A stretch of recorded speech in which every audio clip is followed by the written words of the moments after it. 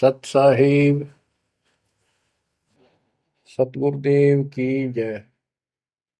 बंदी छोड़ कबीर साहिब जी की जय। बंदी छोड़ गरीबदास जी महाराज जी की जय। स्वामी राम देवानंद जी गुरु महाराज जी की जय हो।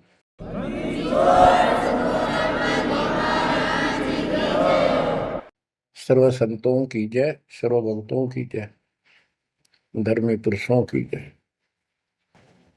श्री काशी धाम की जय, श्री सुडानी धाम की जय, श्री क्रोथा धाम की जय, श्री बरवाड़ा धाम की जय। सत साहिब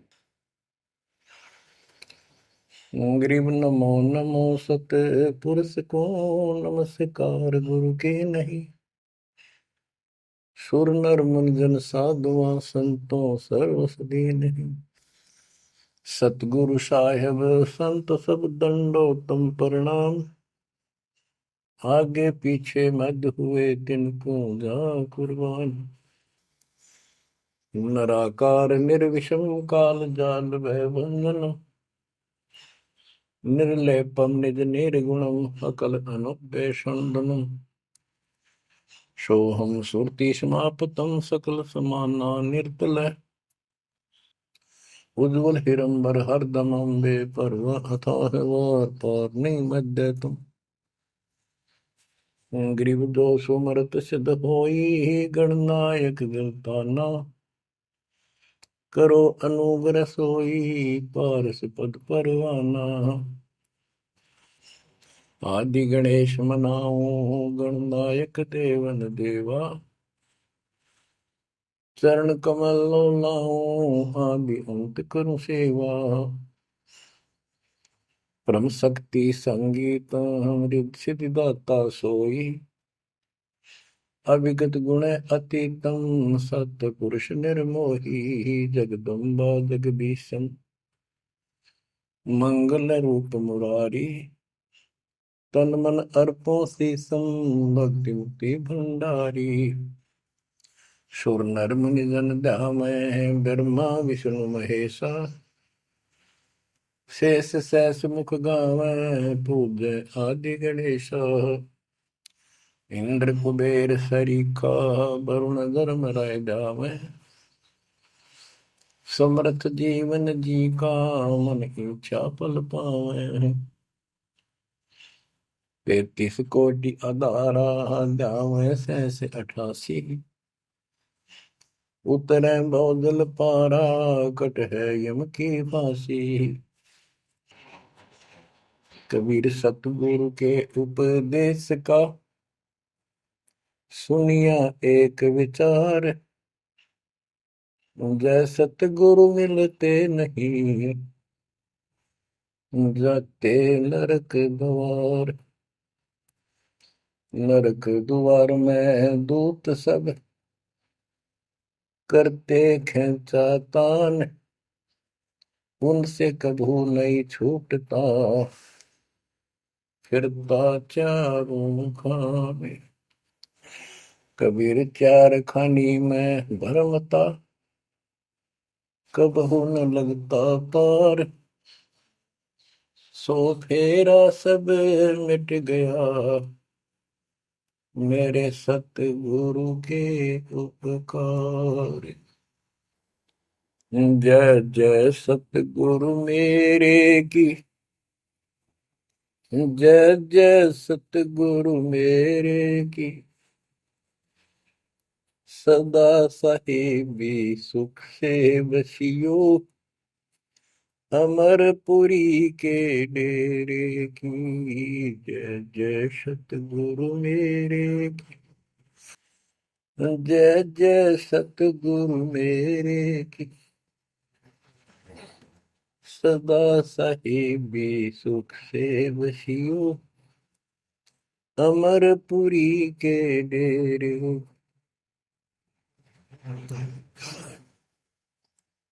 निर्विकार निर्भय तू ही और सकल वैमा। यदि साधो और सकल वैमा। सब पर तेरी साहिब, सब पर तेरी साहिबी, तुझ पर साहिब ना, निर्विकार निर्भय, निर्विकार निर्भय तू ही, पूर सकल बना, हे जी साधु पूर सकल बना, सब पर तेरी साहिब, सब पर तेरी साहिबी, तुझ पर साहिब ना, निर्विकार निर्भय।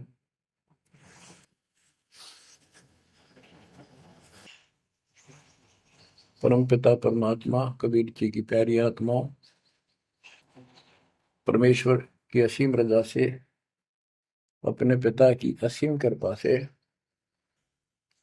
आज इस घोर कलयुग के अंदर अपने को धर्म कर्म करने का प्रॉपर ज्ञान हुआ, विशेष ज्ञान विधिवत, और सच्चा ज्ञान, सच्चा भगवान, सच्ची भक्ति, और आपको पूर्ण सतगुरु प्राप्त हुआ। जो इस गंदे लोक में आकर हम परमात्मा को फिर भुला दिए, भूल गए, भुला दिया हमारे को, भूले नहीं। ये त्रिगुण में माया, रजगुण धर्मा से निकल रहा है गुण, सतगुण विष्णु जी से, तमगुण शंकर जी से हमारे ऊपर इतना जबरदस्त प्रभाव रखता है कि हम सब भूल जाते हैं और इनसे प्रेरित होकर के सारे उल्टे काम करें। ब्रह्मा जी के गुण से या ठाठ बाट की इच्छा होती है, राजपाट की इच्छा होती है, और संतानों उत्पत्ति बाई फोर्स कराई जाती है, जीव के वश का नहीं होता। और फिर ममता मोह एक ऐसा रोग लगा रखा है, ये सबता लग जाता है। किसी से 10 दिन ठीक से बात कर ले, उससे मोह हो जा, और अपने परिवार में जन्म लेने वाले बच्चों को से तो होना ही होना, हुआ तो 8% सीने से लगाते हैं उनको। तो होता क्या है, ये काल का आहार तैयार करवाया जाता है। गीता अध्याय 7 श्लोक 12 में कहा है कि अर्जुन, रजगुण तमगुण सतगुण, रजगुण ब्रह्मा, सतगुण विष्णु, तमगुण शिव जी, इन तीनों गुणों के द्वारा जो कुछ भी हो रहा है उसका निमित्त मैं हूं, मैं इनमें नहीं हूं, यानी मैं इनसे अलग हूं, ऊपर हूं। रजगुण ब्रह्मा से उत्पत्ति, सतगुण विष्णु से मोह ममता एक दूसरे में जकड़ देना, सतीथी बोल रहे हैं इसको, अब टिके रहे यहाँ पर, और तमगुण शंकर से संहार। ये है यहाँ का प्रोसीजर। हमारी आंख कतई नहीं खुलती क्योंकि प्रेशर ज्यादा है, इतना दबाव है, जीव की अवस्था नहीं है। आपको इतना ज्ञान सुना दिया और सुना रहे हैं, इस ज्ञान से आपके अंतःकरण में ये फाइनल हो जाएगा एक दिन। क्योंकि बार बार कोई वस्तु सुनते हैं, उसका धीरे धीरे धीरे धीरे असर बनना शुरू होता है। हम बातें सुनते हैं, सत्संग सुनते हैं, विचार मालिक के सुनते हैं, वाणी सुनते हैं, तो एक बार तो कति वैराग आ जाता है कि सचमुच बहुत गलत जगह फंस गए, या कुछ भी अपना लेंगे। और उसके थोड़ी सी देर के बाद, क्योंकि हमें और काम भी करने होते हैं, ये व्यवस्था यहाँ की ऐसी है, तो फिर शाम तक कति भूल पड़ जाती है, बस मंत्र कभी कभी याद आ जाते हैं करने हैं, सुबह दोपहर शाम की वो नियमित सतुति भी याद रह जाती है। बाकी समय हम ज्यादातर अन्य कारोबार के सिलसिले में, रोजगार के सिलसिले में बातें करते रहते हैं। वह फिर से थोड़ी सी भूल पड़ जाती है, फिर जब सत्संग सुनते हो फिर जागृति आती है। ये ऐसे चलेगा, चलने दो। जैसे आपको बताता हूँ, बार बार दास बताता है कि आप बच्चे स्कूल में जाते हैं, अध्यापक आता है, अपना उसका पीरियड लेता है, सबको सावधान करता है, ध्यान से सुनो, लाइन में बैठ जाओ। तो हम बहुत सतर्क होके उनकी एक एक बातों को सुनते हैं, नोट करते हैं, लिखते हैं, फिर याद करते हैं। उसके बाद हम फिर खेलते कूदते भी हैं, बच्चे घर का भी काम करते हैं, माँ बाप का हाथ भी बटाते हैं। लेकिन जो स्कूल के अंदर जो बातें सुनी थी, जो ज्ञान सुना था, वो एक अलग कोने में, मन के हृदय के अलग कोने में डिपॉजिट होना शुरू हो जाता है। और उसके अतिरिक्त हम और भी काम सारे करते रहते हैं जो पहले भी कर रहे थे। एक दिन हम विद्वान बन जाते हैं, वो काम फिर भी कर रहे हैं। इस ज्ञान को रह रहकर सुनने से एक दिन आत्मा कति दृढ़ हो जाएगी कि इस संसार में एक दिन भी रहने का नहीं है, ये संसार एक दिन भी। और कभी भी फिर शरीर यहां से छूट जाए, जाने का टाइम आ जाए, नो प्रॉब्लम। हमारी आस्था सतलोक में जाने की होगी, क्योंकि हमने वहां जाने का टारगेट बना रखा है। पहले तुम्हारा कोई टारगेट नहीं था, हमारे पास जाएंगे कहाँ। उसमें कोई बच्चे में मोह हो जाता, परिवार में मोह रह जाता, यही कुत्ते बनकर जन्म ले लेते। कबीर साहब कहते, जहां आशा तहां बासा हुई, मन कर्म वचन सुमरियो सो। गीता अध्याय 7 श्लोक 6 में यही स्पष्ट किया है कि अर्जुन, अंत समय में जो जिस भी भाव में भावित रहता है, जिसके ऊपर जिसमें आस्था रहती है, वो उसी को प्राप्त होता है। जब तक हम भक्ति नहीं करते, इस ज्ञान से परिचित नहीं होते, तो हमारा संसारिक संसारिक यानी परिवार में, संपत्ति में, इसमें कभी हम जकड़े बैठे होते हैं। एक उदाहरण दिया करते थे गुरुदेव, एक बूढ़े की मृत्यु होती, किसान था, पशु रक्षा करते थे, मृत्यु होने लगी, उसकी जुबान बंद हो गई। आसपास परिवार के सदस्य आगे, वही पिताजी तो अंतिम टाइम आ गया, वो आगे। तो थोड़ी देर के बाद वो ऐसे संकेत करने लगा, ऐसे इशारा हाथ से। उन्होंने सोचा भाई पिताजी कुछ कहना चाह रहे है, हो सकता कोई धन दाब रखा और बताना भूल गया, वो अचानक मृत्यु होगी। एक डॉक्टर बुलाया, उसने पता था कि एक बार ये बुलवा देगा, 500 रुपये लेगा, ऐसा इंजेक्शन लगाता है। वो बुला गया, उसने इंजेक्शन ला दिया। पिताजी बता बता जल्दी क्या कहना चाहो थे। एक गाय का बछड़ा झाड़ू मुंह में दे रहा था, उन्हें खराब कर रहा था। जो बोला, देख यो बछड़ा झाड़ू चाबे, तुम कित मर गए, नाश करोगे मेरे गाय पाछे, ये नुकसान कर दिया। 2.5 आने की झाड़ू 500 रुपये पड़ गई हुए। जहां साता बासा हुई, वहीं पर कुत्ता गधा पशु बढ़कर वहीं जन्म लेगा।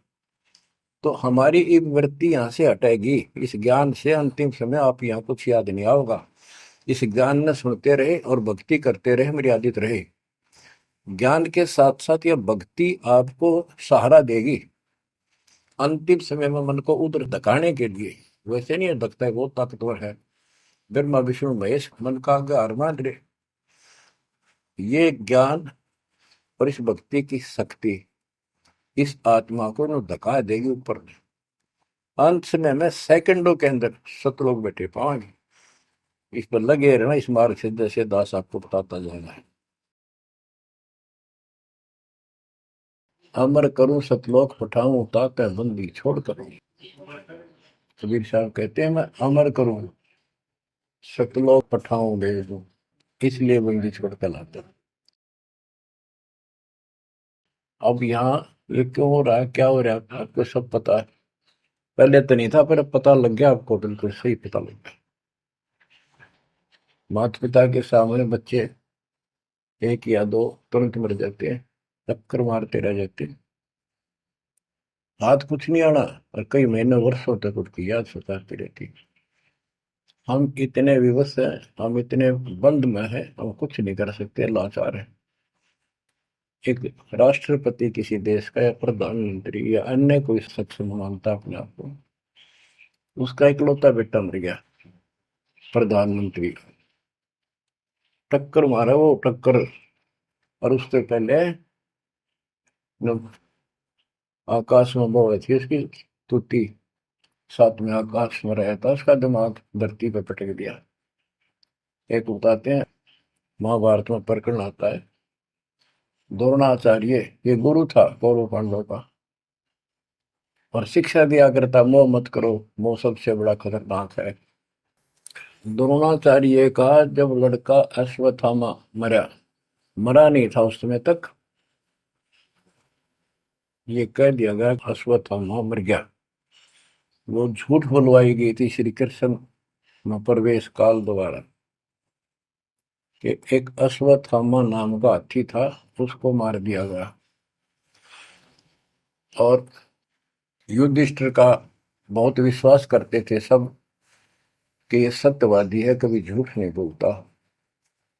तो काल ने यह चाल चाली कि द्रोणाचार्य पांडवों की सेना को मार डालेगा, बहुत जबरदस्त तीरंदाज है, बहुत गजब का शूरवीर निशानेबाज है, इसको कंडम किया जाए। तो उसको कंडम करने का तरीका अपनाया कि इसको एक झूठी खबर फैलाई जाए कि इसको थॉमस का बेटा मर गया युद्ध में, फिर ये पागल हो जाएगा।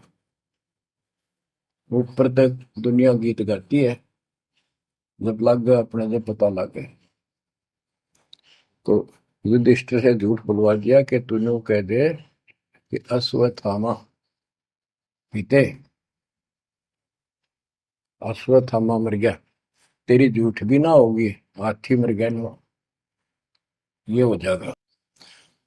तो पहले तो युधिष्ठिर माना नहीं, फिर ये कहा कि हाथी मार दिया है, तो झूठ थोड़ी है। झूठ तो थी है, जो थोड़ा, पहले हम छोटे से थे, तो यूं कहते, अरे झूठ बोली तो ना पाप लगेगा, बोला ना, उंगली पर उंगली चढ़ा के बोली थी, ये कौन पाप लगे। यानी ये अपने फार्मूले हैं, पाप तो पाप तो लगेगा। तो सब ने कहा कि आपका बेटा अश्वत्थामा मर गया, दौड़ना चाहिए। तो बोला नहीं, मेरा बेटा नहीं मर सकता, नहीं मर सकता, उसको मारने की हिम्मत किसी में नहीं है। कि युधिष्ठिर कह देगा तो मैं मान जाऊंगा। तब युधिष्ठिर ने कहा, अश्वत्थामा थे नर व कुंजर, नर तो जोर तो बोल दिया, व कुंजर, भाई हाथी आदमी या हाथी, ये नहीं कह सकता, वो मन मन में बोल दिया। तो यह बात सुनकर अश्वत्थामा आई थे, अश्वत्थामा मारा गया। आगे कड़ा सुना था द्रोणाचार्य, नरवा कुंजर कह गया वो, इतना पागल ने ढाल हो गया, टक्कर मारा, कति कंडम हो गया, उसने हथियार भी नहीं उठा उसने। और पांडवों ने वो गढ़ जीत लिया उस साइड का जहां वो मोर्चा डटे खड़ा था।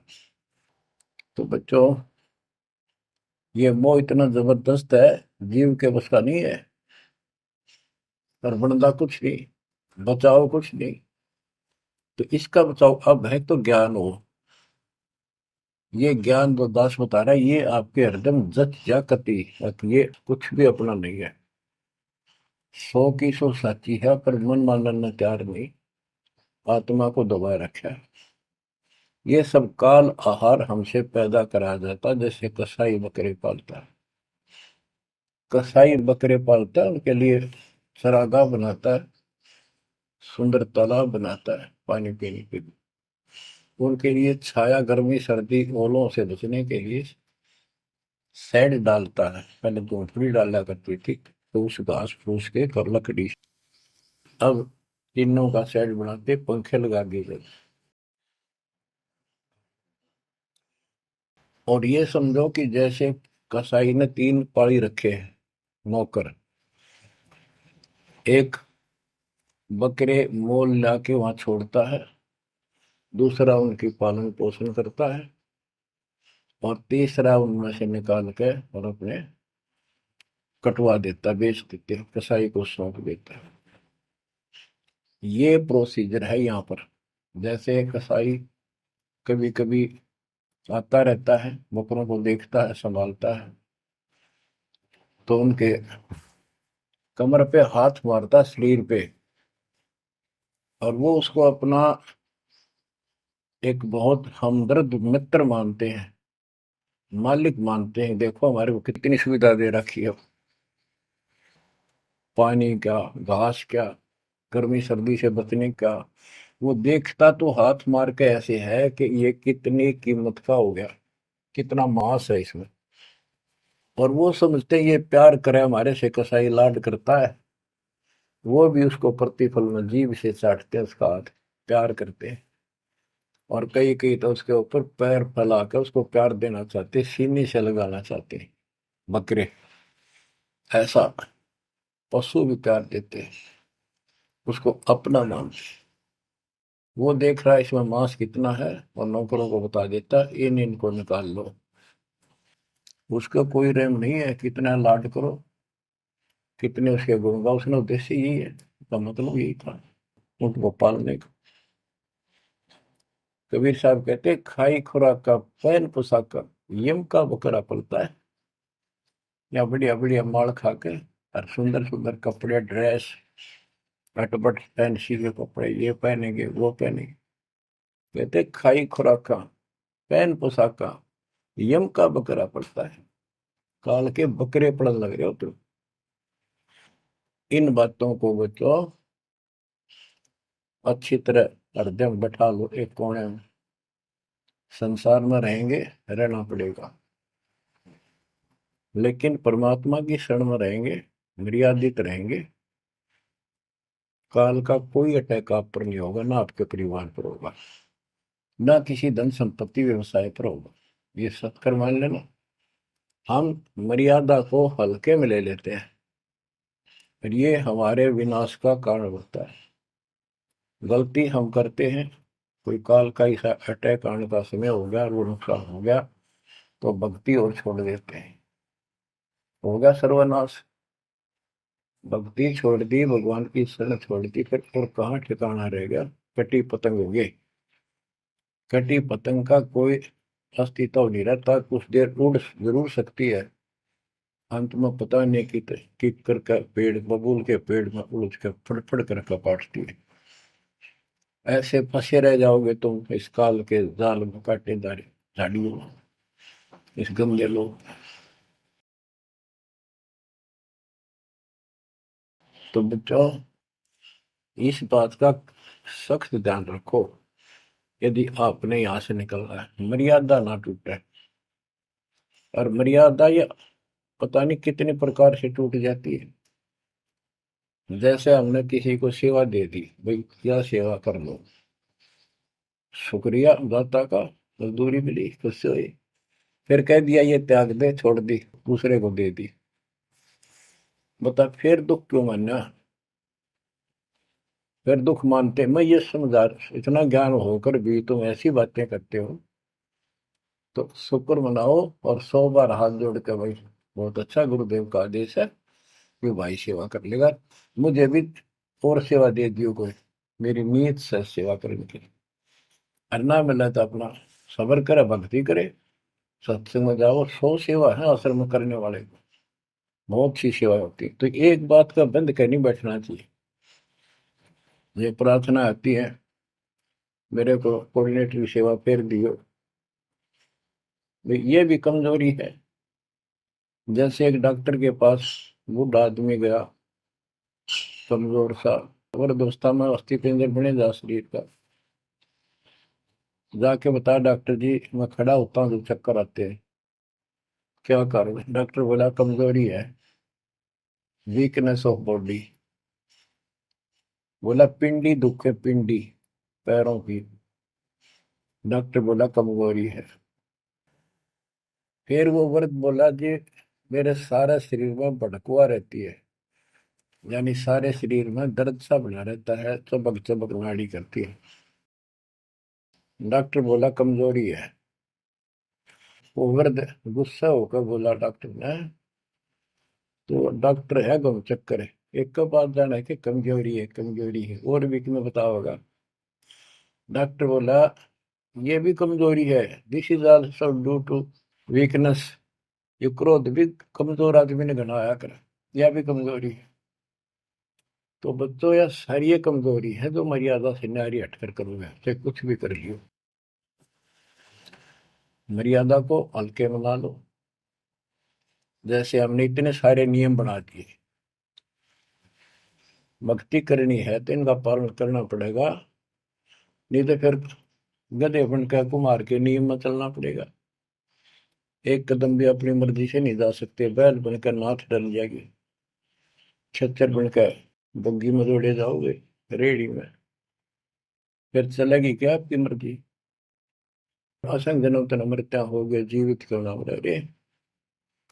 दवा दस दर मद मैल मठ बोरे, बोर ना दे धरे रे।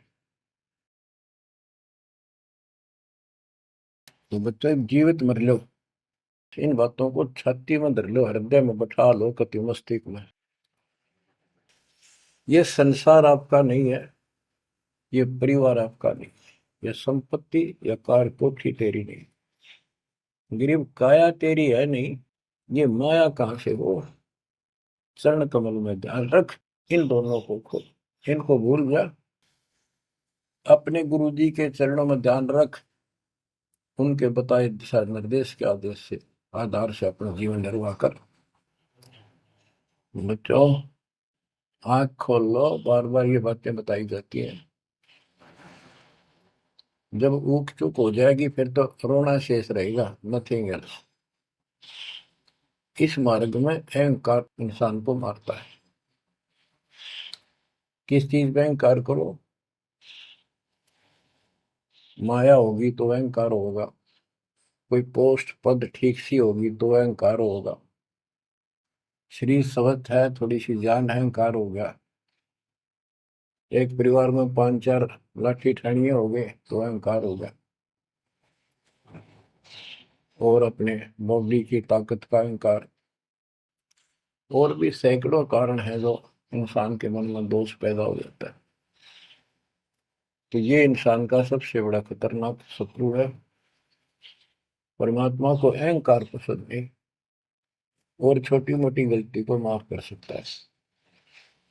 रावण था जिसे अहंकार नहीं छूटा, 10 मस्तक सर भी काट दिए, 10 बार काट दिए तो वापस दे दिए, ले भाई। ये सारा कुछ खेल कबीर साहब का किया, सारा कुछ। ये आत्मा परमात्मा की है, चाहे आज राक्षस है, चाहे कोई कसाई है, चाहे देवता है, चाहे ब्रह्मा विष्णु महेश है, चाहे कीड़ी आती छोटे जीव है, कोई स्त्री पुरुष है, बालक बच्चे, जीव जंतु सब उसके हैं। काल चाहता भक्ति से खत्म हो जा, ये भक्ति में इनकी आस्था खत्म हो, मालिक चाहता है इनकी भक्ति में आस्था खत्म ना हो, फिर तो कति गए काम क्या है। जो भी जैसी साधना मालिक के नाम पर बैठ कर कहीं कर रहा है, उसके पिछले संस्कार से, उस भक्ति से जो उसको मिलना है, उसके साथ साथ परमात्मा उसको सहारा देते हैं। जैसे रावण ने सिर काट दिया शिव जी के निमित्त, तो भगवान के नाम काटा उसने, वो भगवान की खोज में निकला था। साधना गुरु गलत मिलने से उसको मार्ग गलत मिल गया, पिछले जन्म के संस्कारी ही इतने सेक्रीफाइस कर सकते, इतनी कुर्बानी कर सकते, वैसे नहीं हुआ करते। तो पिछले जन्मों में वो भगवान का भगत रहा है, फिर इतना बिगड़ गया कि राक्षस बन गया। तो उस मालिक ने उसको 10 शीश वापस दिए, लेकिन बकवाद करी तो अंत बुरा हुआ। उसके कर्म मद सिद्धि सिद्धि की, उनसे धन दे दिया, वो धन भी यही छोड़ गया। गिरफ्त सर्व सोने की लंका होती, रावण शरण दी, एक पलक में राज विराजी, जम के पड़े दी, मन तो सुख के सागर बसरे, और न ऐसा यसरे। क्या मांगो कुछ थिर न राही, देखत नैन चला जग जाई, 1 लाख पूत 1.25 लाख नाती, उस रावण का आज दीवान बाती। एक पुत्र मांगते फिरते हैं, एक बेटा देते, हे भगवान बेटा हो गया। बेटियों की तो हम गिनती नहीं करते, बेटा चाहिए बेटा। वो किस लिए उगलछमी पैदा कर रखी थी कि बेटा ना हो, यहाँ तक गति नहीं होगी माँ बाप की, क्योंकि अंत समय में जेठा बेटा, बड़ा पुत्र, माँ बाप का अंतिम संस्कार कराए, यानी उसने फूका है, फिर उसकी अस्थि डाल का है, फिर उसकी क्रियाक्रम करावे, तो उसकी गति हो। और जिसका बेटा नहीं, उसकी गति नहीं हो सकती, उसको तो संतान वाला मानते भी को नहीं, मना नहीं करते थे। अब तो ये चांदना होगा, रोशनी होगी, बेटा बेटी है, कितनी मूर्खता का काम था। लेकिन काल ने तो उल्टी पढ़ाई पढ़ानी, उल्टा रास्ते डालना, वो होना, एक परंपरा बनाकर बैठ गए, वो एक लकीर के फकीर होंगे। जैसे राजा दशरथ का सबसे बड़ा बेटा रामचंद्र था, उसको राज दे दिया, और बच्चों फिर उसको वनवास देना पड़ गया मजबूरी में। रामचंद्र जी वनवास में चल पड़े।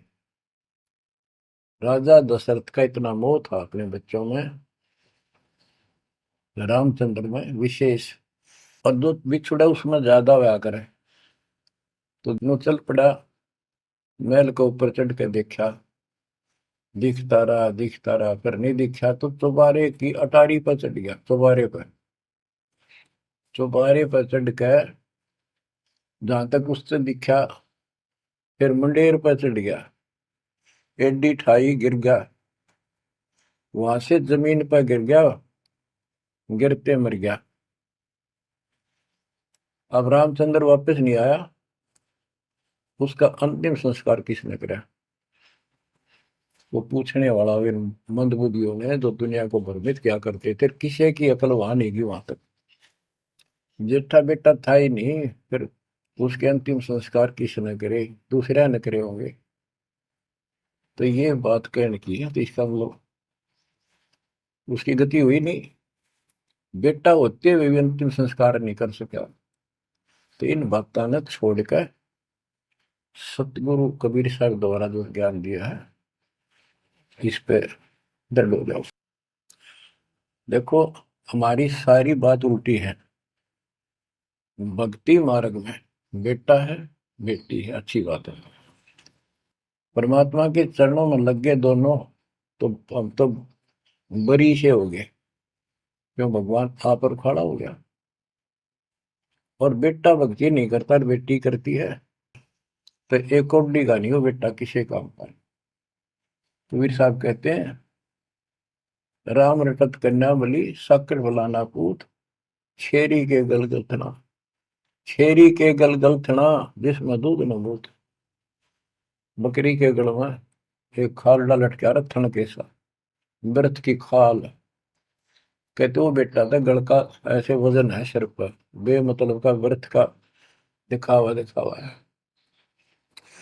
और वह बेटी अच्छी, राम रटत कन्या बली, सकट बलाना पूत।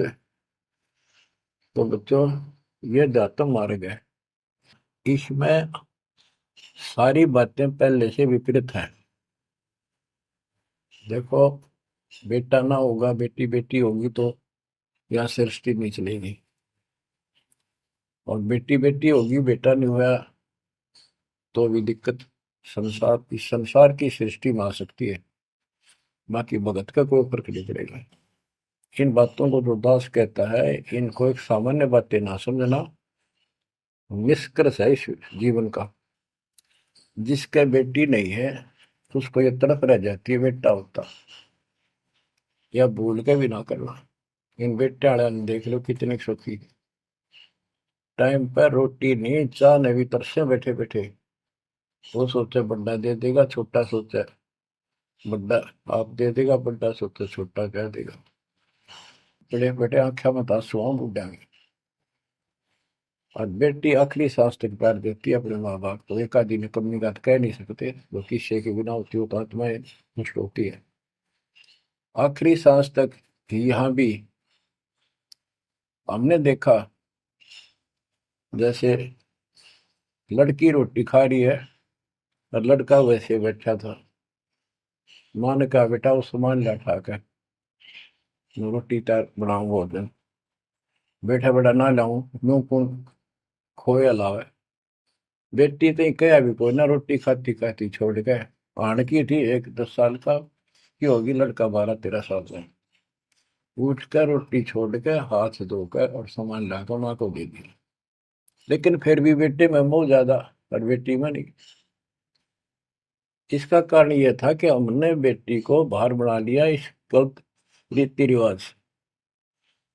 बेटी तो 15-16-20 साल की मेहमान होती है आपकी। ये तो परमात्मा की बेटी 2 गुना का सुधार करती है। आगे जाके घर बसावे, उस परिवार को भी सुधारे और माँ बाप के अंदर मोह न्यारा रहे। तो भाव ये है कहने का, अगर बेटा नहीं है ना और भगत है, उसके सब भगवान धरती पर नहीं। प्रथम तो वो है जिसका कति संतान नहीं, वो भगवान। दूसरा वो है जिसका बेटी बेटा ना हो, बेटियां की करके शादी वृद्धावस्था में अपना लेकर मारा जाता है। और बेटी वहां बैठी भी माँ बाप की चिंता करेंगी और कोई ना कोई सुविधा उनको देती रहेगी।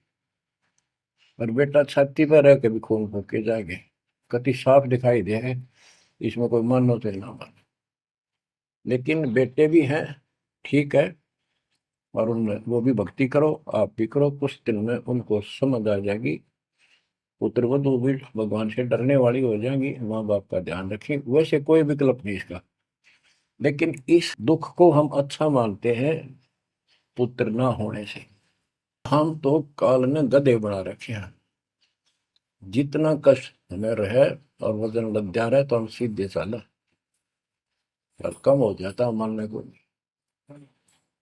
हमारा तो जैसे एक माई का पुत्र मर गया 15-16 साल का, और भगत थी, टक्कर मारी, रोना पड़े है कि बस की बात है, पाला पोसा ले जाता का। फिर उसने थोड़ा सब्र हुआ जैसा। उस दूसरे जो एक और बिना भगत थे उनके पड़ोस में, जो उनके लड़के की शादी होगी और वह पत्नी थी बदचलन, उनको समझाने की चेष्टा करी कि तू ऐसा ना कर। लेकिन वह तो मानी नहीं, उसने वही फांसी खा ली। अब वह भी मर गई और वो बेटा भी जेल में, और वो सारे जेल में। वो दहेज के कारण, एक बेटा था ऐसे ही, उसने बहू को प्रताड़ित किया दहेज लेने के लिए। गरीब घर की लड़की थी, उसने सुसाइड कर लिया। वैसे सुसाइड करना कोई विकल्प नहीं है, इसे गंदे आदमी को छोड़कर कुमारी रह ले, अपने घर पे बैठ गया। तो उस बेटे के कारण माँ बाप ने भी सजा हुई, बहनों तक भी जेल होगी। इसे बेटे ने के फूका है, ईसा तो पहले मर जाता था अच्छा था। लेकिन हम इस बात को मानने को तैयार नहीं है। ना मानने में जब क्या कर लोगे, काल तक आ गया, मारे जाओ टक्कर। तो कहने का भाव ये है कि इन विचारों से अपने मन को सेट रखो। परमात्मा जो करता है वो सही करता है। जैसे आपको बताते रहते हैं, एक बार हजरत मूसा जी, यहूदी धर्म के प्रवर्तक में, से किसी ने पूछा सत्संगी ने कि आज के दिन सबसे बड़ा इल्म वाला यानी ज्ञानी कौन है। उसने अपने आप को बताया। तो उसका अल्लाह बोला, जिसको खुदा मानते हैं, जिसने कुरान का ज्ञान दिया, बाइबल का दिया। कि मूसा तने ये बात बहुत गलत की, मुझे अच्छा नहीं लगा। तुमने अपने आप को कैसे कह दिया मैं सबसे विद्वान हूँ। अब मूसा जी भी अपनी जगह ठीक थे जी, यो ज्ञान आपसे प्राप्त हुआ, आप भगवान खुदा हो, और खुदा जो ज्ञान देता हुआ सबसे उत्तम होता है, मैं उसी के आधार पर कह दिया। बोला नहीं, तेरा ज्ञान तो अल के ज्ञान के सामने फासिक भी नहीं, कुछ भी नहीं है। तो अलखिजर के पास मूसा जी पहुंच गए। अलखिजर जी ने कहा, कबीर साहब थे वो, कि मेरी तो बातों को माननेगा नहीं, विश्वास नहीं करेगा, जो मैं को बातें माननी पड़ेगी, कोई ऑब्जेक्शन नहीं होना चाहिए, और बोल लेगा नहीं, सुन देखता देखता रही। वो बोला, मूसा जी बोले, बिल्कुल महाराज, जैसे आप कहोगे, मुझे सब्र करने वाला पाओगे, कति मैं ऑब्जेक्शन नहीं करूंगा आपकी बातों में। अगर तू खरा उतरा तो ज्ञान बताऊंगा, ना बताऊंगा नहीं। उसने रास्ते में चलते, एक जवान लड़का था, 17-18 साल का, अलखिजर ने पकड़ के और उसकी गर्दन पकड़ के मार दिया। तो मूसा जी बोले, तनिष बेकसूर को मार दिया, तेरा दिमाग खराब है, यूं क्यों मारा तेने, क्या बिगाड़ा तेरा इसको। तो अलखिजर बोला, मैंने कहा था मैं जो करूँ तू देखता रहिए, बोलना नहीं है, मेरी क्रिया पे अविश्वास ना करना। मूसा जी ने अपनी गलती मानी, चल पड़ा। ऐसे ऐसे 2-3 और कारण गए, सब में उसने ऐसे ऑब्जेक्शन किया, आखिर में वो बिना हार गया। मूसा कि मैं इस योग्य नहीं, मैं आपकी बातों को अविश्वास करता रहा हूँ। लास्ट बता दिया कि इस क्रिया के बाद तो फिर ऑब्जेक्शन किया तो मैं तेरे से बात नहीं करूंगा, ना पे बताऊंगा। ज्ञान बोला भी ठीक है, उस पर भी हार गया वो। तब अलखिजर बोला, सुन ले, ज्ञान तो तूने बताऊ नहीं, तो वो लड़का क्यों मारा था। वो ऐसा दुष्ट पैदा हो गया था, इसके माँ बाप भगत हैं, और उनको इतना परेशान करता, वह रो रो का टाइम काटते। उसके स्थान पर भगवान ने उनके घर में 50 साल की उम्र में एक बेटी का जन्म दिया। उनका सुखी जीवन रहा। ये प्रमाण है उसके अंदर, बाइबल के अंदर। तो बच्चों, ये सत्कर मान लो, मालिक जो करे उसको सही मानो। ऊक चूक हो भी जाए तो भगवान से दूर ना हो जाना। वो जो करेगा भगवान कभी गलत नहीं करेगा, ये तो आपने मानना ही पड़ेगा। गलत तो हम करे बैठे, हाँ यू काल करवाने लगेगा, पर रोज गलत हुआ है, एक दिन भी तो नहीं। तो बच्चों, परमात्मा की प्रत्येक क्रिया पर विश्वास रख कर चलो तुम। हमने चाहे कितना नुकसान होता दिखे, राज्य करमता राम की रजा दे रघुशीष, दास गरीब दरस परस, तिस बैठे जगदीश। हम अपनी विचारधारा को ऊपर रखा है, जो घिसी पट्टी और बिल्कुल बकवादों से भरी होती है। इस कारण से हम भगवान पे विश्वास, गुरु जी पे विश्वास, और सब क्रियाओं पे विश्वास करके अपने कर्म छोड़ के फिर काल के जाल में फंसे रह जाते। और वहां कुछ है ही नहीं वो तो सारे उल्टे कर्म, बेसिक परंपरा बनावटी है। बच्चों, विश्वास करो अपने बंदी छोड़ पे, विश्वास नहीं करोगे तो मार खाओगे। गरीबदास जी कहते हैं, गरीब सर्जन अर्जुन को सतगुरु मिले, मक्के मदीने माही, 64 लाख का मेल था, दो गन सब ही जाही। गरीब चंडाली के चौक में सतगुरु बैठे आए, 64 लाख गारत गए, दो रहे सतगुरु पाए। गरीब सरजुन अर्जुन ठाहरे, सतगुरु की प्रतीत, सतगुरु यहाँ ना बैठिए, यो द्वारा है नीच। गरीब ऊंच नीच में हम रहे, हांड चाम की दे, सरगुन अर्जुन समझियो, रखियो शब्द सने। बच्चों, सरजुन और अर्जुन नाम के दो मुसलमान थे। इनके नाम तो मुसलमान पद्धति पर थे। परमात्मा मक्का मदीने में गए तो वहां बहुत से चमत्कार किए। इन दोनों आत्माओं को समझ में आई ये बात। फिर ये सारी संगत में वहां मुसलमान थे, 2 वक्त मुसलमान रहे। इन्होंने कहा, वैसे तो काफी थे मुसलमान भी, पर ये विशेष दृढ़ थे, सब नियमों का पालन करने वाले थे। तो इनका नाम बदल के सरजुन और अर्जुन रख दिया। परमेश्वर कबीर जी ने संगत की परीक्षा लेने के लिए एक लीला की। कि ये विश्वास करते हैं या नहीं करते हैं। क्योंकि भक्तों में गुरुदेव के आदेश का भी पालन कम होने लगा था। जैसे एक लड़की थी, जिसको ज्ञान हुआ वो गलत काम करती थी, वैसा थी। अपना जीवन सुधारने के लिए मालिक से ज्ञान सुना, सत्संग मानने लगी, तो संगत वाले उसको धिक्कारने लगे।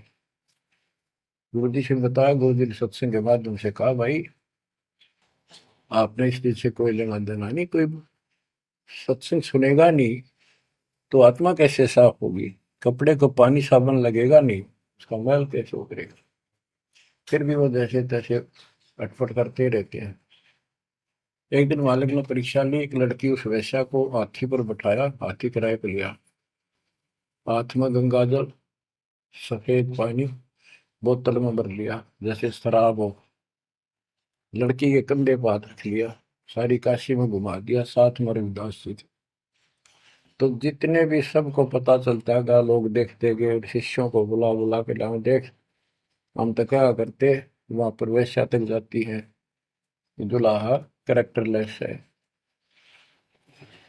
पहले तो हम भगवान क्या करते उसको, इतने सुख दे दिए, जिसमें जान निकली पड़ी थी, टोटा दुखी कर रहा था, शरीर में कष्ट थे, कहीं सुबह का रोटी भी नहीं थी, और इतने ठाठ कर दिए गुणे दिनों में। जब तो भगवान थे, आज वो शैतान लगे। ये हमारी कमजोर बुद्धि, जीव बुद्धि की सोच थी। सब परमात्मा को छोड़कर दूसरी साधना करने लग गए। गरीबदास जी कहते, बड़ुआ बड़ुआ सब कहे, कोई ना जाने खोज। क्यों ऐसे किया था उस बालक ने, इसको कोई नहीं समझ सका। दास गरीब कबीर कर्म, बट सर का बोझ। कि वो इतने शिष्य बना लिए थे, उसका भार गुरु पे होता है उनको पार करने का। अब वो सारे निकम्मे हो गए थे, अविश्वास कर रहे थे, मर्यादा का पालन नहीं करते थे, तो एक का झटके में सारे आप पड़ गए, वो भार सारा उतर गया। तो उस समय अर्जुन सर्जुन बाहर गए हुए थे, उनका ड्यूटी लगाई थी, तू जाया करो मुसलमानों के मेला में, वहां समझाओ लोगों को। तो मक्का मदीना से ये आए। उस समय सारी लीला हो चुकी थी, और कबीर साहब उनकी परीक्षा के लिए उस दिन भी उस लड़की के घर जा बैठे, वैश्या के आंगन में। अर्जुन सर्जुन को बताया कि गुरुजी तब भाई कति गिर गए, जुल्म कर दिया सरेआम, वैश्या के साथ हाथी में घूम रहे थे, शराब पी रहे थे। अर्जुन सर्जुन को विश्वास नहीं हो रहा था कि ऐसी क्या बात कर रहे हो, ऐसी बात कहने से ही पाप लगता है गुरु जी के प्रति, तुम ये बोल क्या रहे हो। तो एक बोला, मैं अभी देख कर हूँ, आज भी वहीं बैठे ना, एक ही ना, तो जा देख ले, देख लो जाके। वो दोनों वहां गए, परमात्मा बैठे थे, लड़की पैर दुबारी, गुरु जी बैठे चारपाई पे, बेटी बैठी नीचे। तो गुरु जी को शिक्षा देते हैं, गिरफ्त अर्जुन अर्जुन ठहरे, सतगुरु के प्रतीक।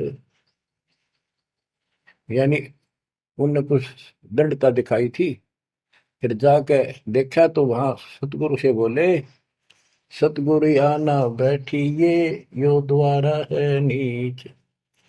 हे सतगुरु, आप यहाँ ना बैठो, ये तो एक नीच औरत का घर है। परमात्मा बोले, गरीब ऊंच नीच में हम रहे, ये हाड चाम की दे, तुम्हारी हाड चाम की दे है, इसकी वही। अर्जुन अर्जुन समझियो, रखियो शब्द स्नेह। तुम समझ जाओ, अपनी भक्ति कर लो, जो नाम दिया, इन बातों में कुछ नहीं दे रहा। तुम गुरु को शिक्षा देते हो तो मेरे गुरु हो गए। ऊंच नीच में हम रहे, ये हाड चाम की दे, सरजुन अर्जुन समझियो, रखियो शब्द स्नेह।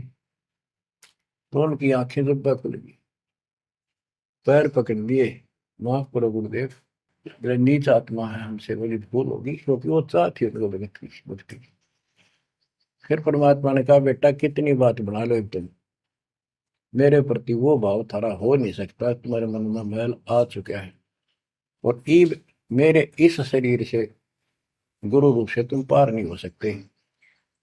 फिर रोए बुरी तरह जी, फिर उद्धार कैसे होगा? फिर बता कि दिल्ली से 10 मील दूर पश्चिम की ओर किसी गांव में हम फिर आएंगे, हमारा एक भक्त आएगा, उसको दीक्षा देंगे, दीक्षा उससे लेकर तुम कल्याण को प्राप्त होगे।